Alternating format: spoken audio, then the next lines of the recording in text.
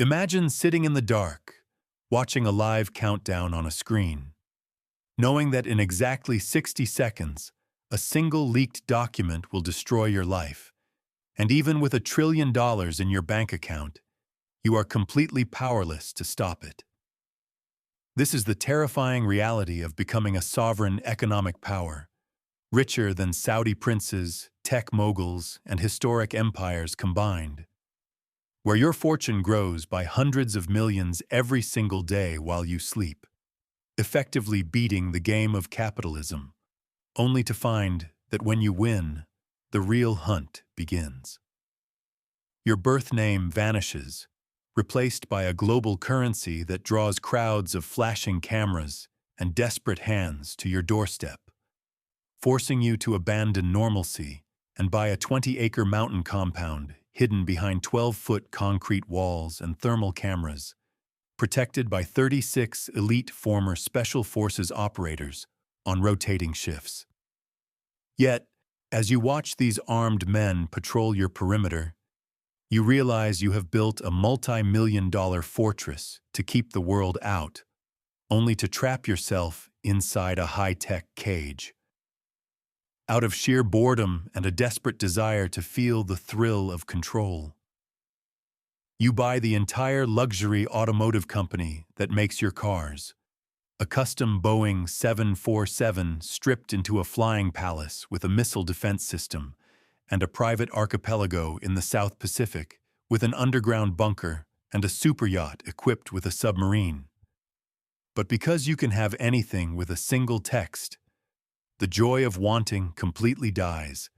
and even a $60,000 bottle of vintage wine tastes no different than water. The true tax on $1 trillion is paid in the slow, agonizing death of human connection, starting with your family. You pay off your brother's mortgage, buy your parents a historic estate, and set up massive trust funds. But instead of gratitude, you breed a toxic, silent resentment that turns your family dinners into suffocating, silent affairs, where your brother refuses to meet your eye because your wealth has emasculated him, making them all feel like beggars in your court. Your oldest friends turn into ghosts, treating you with a calculated, terrifying deference, agreeing with your most ridiculous opinions and laughing too loud at jokes that aren't funny, transforming your inner circle into silent courtiers who look at your phone when it lights up. A paranoia that becomes justified at 4 a.m. on a Tuesday, when a devastating, coordinated leak of confidential data hits global headlines, plunging your stock prices and forcing your crisis team to spend $40 million in a single day to suppress the algorithms, only for you to realize the hack came from an internal server that only your closest confidants could access. Desperate for sanctuary, you meet someone outside your circle who seems genuinely detached from your empire, allowing yourself to feel human again in low-lit restaurants, until your security team runs a deep background forensic audit and lays a dossier on your desk,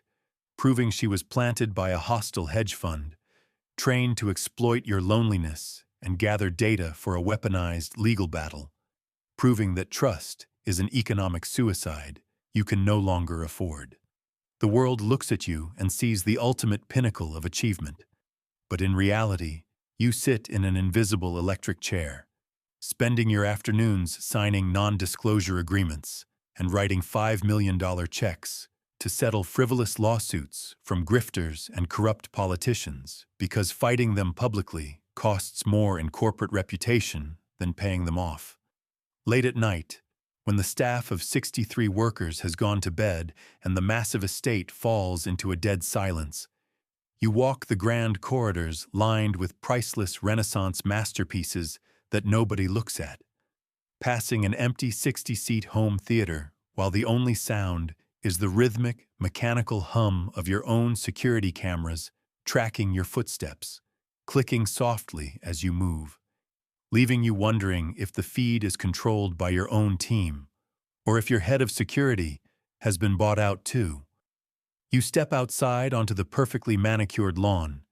feeling the cold night dew beneath your feet as you look up at a vast, infinite sky filled with stars that are completely indifferent to your bank account, your corporate empires, or your ruined life, shining with the exact same cold brilliance they did when you were broke, sleeping on a hand-me-down mattress and wondering what it would feel like to own the world, only to stand here now in the freezing dark,